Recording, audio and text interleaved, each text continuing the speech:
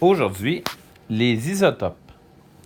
Alors, première chose qui est importante à se rappeler quand on parle d'isotopes, premièrement, c'est l'importance des chiffres dans le tableau périodique.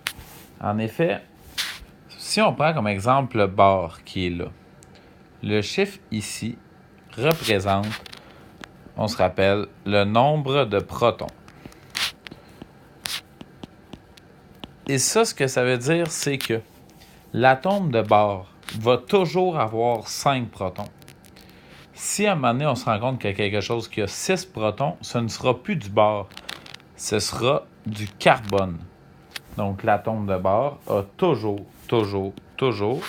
5 protons. Dans la majorité des cas, sauf si c'est un ion, l'atome de bar va aussi avoir 5 électrons. Si l'atome de bar est un ion, mais dans ce cas-là, il y aura plus ou moins, ce sera très souvent moins dans le cas du bar, d'électrons. Pour expliquer les isotopes, prenons l'exemple du chlore. Il existe sur Terre 2 sortes de chlore, le chlore 35 et le chlore 37. Selon la nomenclature AEZ, on se rappelle que le A représente le nombre de masses et que le Z représente le nombre de protons. Le E, c'est le symbole atomique. Dans le cas du chlore 35 et du chlore 37, on peut remarquer qu'ils ont évidemment le même nombre de protons, sinon ça ne serait pas du chlore, mais que le nombre de masses varie.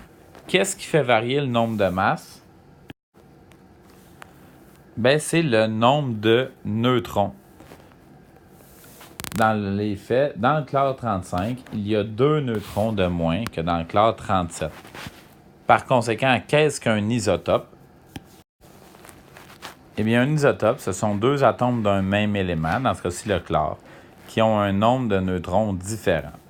Et si le nombre de neutrons est différent, par conséquent, le nombre de masses sera également différent.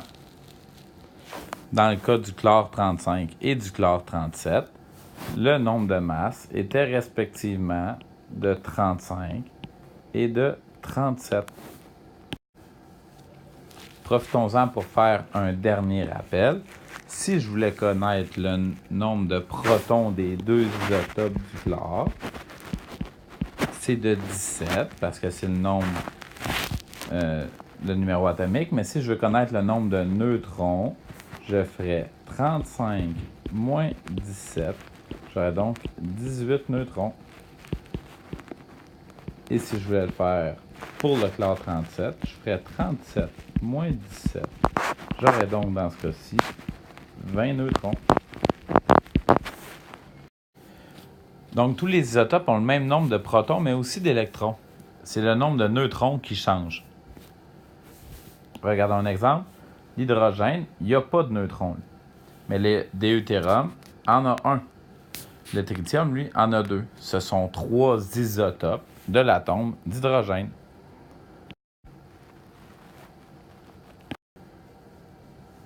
Parce que vous mélangez souvent, regardons la différence entre ion et isotope.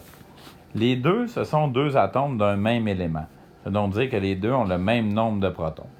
Cependant, un ion, ce sont 2 atomes du même élément qui ont le même nombre de neutrons, mais le nombre d'électrons est différent.